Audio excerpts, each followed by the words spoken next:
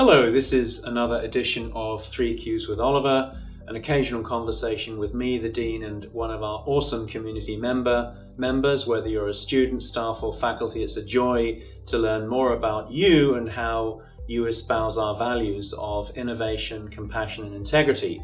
Well, today I have an amazing member of faculty. He's relatively new, Dr. Muir, who is an assistant professor in food animal medicine and surgery. So it's a great joy to be interviewing Dr. Muir this morning. Okay, Andrew, nice to meet you again in this setting. Obviously, I've known you for quite a while now, but welcome. And I'm really pleased to interview you on 3 Qs. I have a few questions. I'd like to know a little bit more about what impassions you and your role in the school, just for our audience membership. So, you're an assistant professor in food animal medicine and surgery. That's a really important component of what we deliver in our teaching and our healing, discovery and protection mission.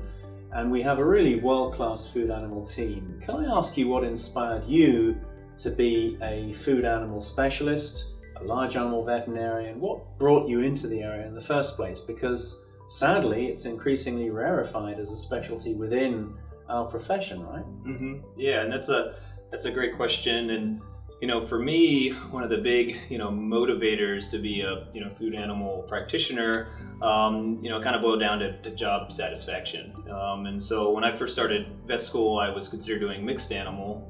But as I kind of went through the veterinary program, I got an appreciation for production animals and how much we utilize them. We utilize them for a lot of dairy, of course, and as meat byproducts.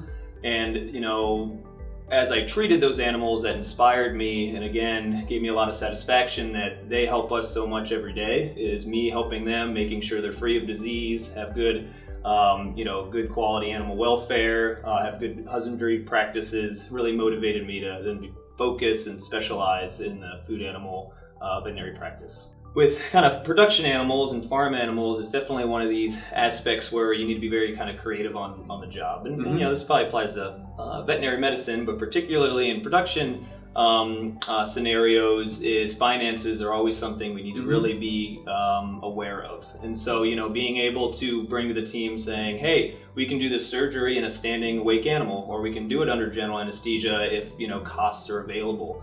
There's other ways that we can potentially fix this, broken leg that doesn't cost, large amounts of money, using things like internal implants, bringing different, splinting techniques to our team.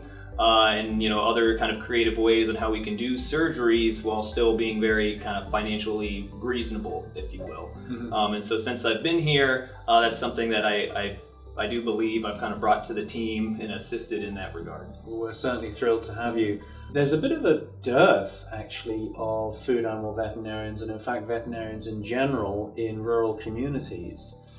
How do you think we as a school need to rise to the challenge and address that need? A few things. One is I do believe that more people are going to be looking for food animal vets. Recently, the FDA is coming out with different legislation and rules in terms of over-the-counter antibiotics. Right. The main thing being they're not going to be over-the-counter antibiotics anymore.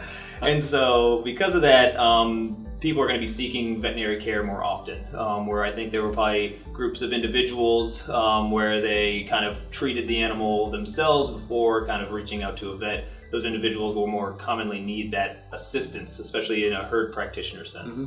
I think telemedicine also is going to get more commonplace potentially, right, especially, COVID kind of helped maybe support that growth where you have reduced contact or ability to go to farms, and we can actually give a lot of the recommendations over the phone and be compensated for those recommendations in terms of a herd health setting, what's the most appropriate way to organize your cattle, when to feed them, what at certain times, and just overall client education. So I think those are going to probably be growing areas in veterinary medicine in the production sense moving forward. It's definitely I think it's a complex issue. It's multifactorial in terms of, why there is kind of this retention issue, in these rural areas and as for food animal practitioners. And I think one thing we can improve on is actually focusing with students, what it really means to be a food animal practitioner, and teaching them, how to utilize a practice or be in a practice efficiently. I think a lot of times is people want to do mixed animal, they want to do food animal, and they go in and they start realizing things like on call, right? We all have to do it. It's definitely kind of part of being a food animal practitioner, but they don't necessarily know how to utilize their resources on how to do it effectively. And so they can kind of get burnt out rather fast. I think additionally, if we create more resources for them, especially more resources for rural communities, people will go there and they want to stay there. I think sometimes, there's lacking of what can be in a rural community. Sometimes it's hard for certain personality types to stay there long term. I think so kind of improving on those aspects as well could hopefully keep that retention up.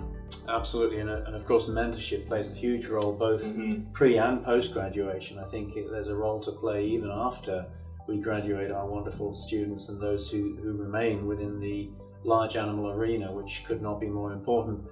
Well, it's a fascination to me that you deal with such often huge animals and come out at the end of the day without too many injuries, hopefully none. Tell us how the new facilities, and we're really delighted now to be well underway now in our refurbishment of the whole food animal area of our hospital. Tell us how they ensure safety, efficacy and efficiency of our food animal team and practice. Yeah, I know, I'd be more than happy to, and I just have to say I'm super excited about the project. Right. And once it's fully functional, to kind of get in there and have it as a workspace. Yep.